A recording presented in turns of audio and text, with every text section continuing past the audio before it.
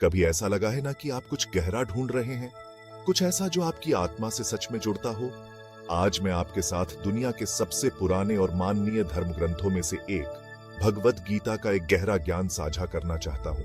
खास तौर पर हम दूसरे अध्याय के 10वें श्लोक में गोता लगाएंगे। ये श्लोक कुरुक्षेत्र के युद्ध भूमि के एक अहम मोड़ पर आता है।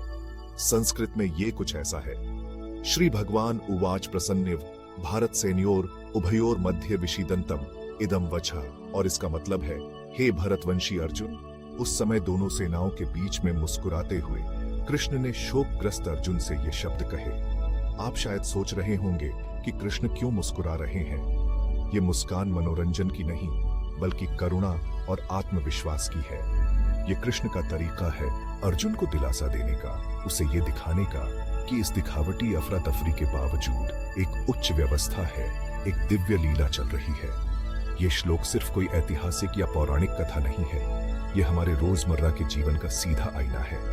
हम अक्सर अर्जुन की तरह होते हैं, अपनी जंगों के बीच में खड़े हुए, चाहे वो काम पर हो, रिश्तों में हो या हमारे भीतर ही हो।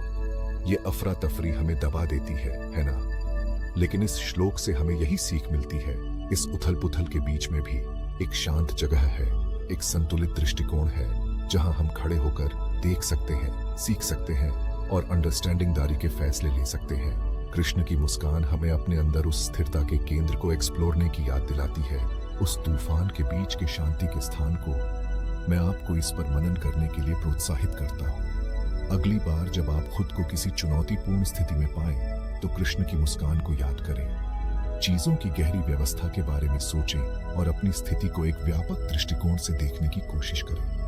ये जंग से बचने के बारे में नहीं है, बल्कि इस नाटक को अंडरस्टैंडिंग ने और उसमें अपनी भूमिका के बारे में है। यही भगवत गीता का ज्ञान है। ये कालातीत है और प्रासंगिक है।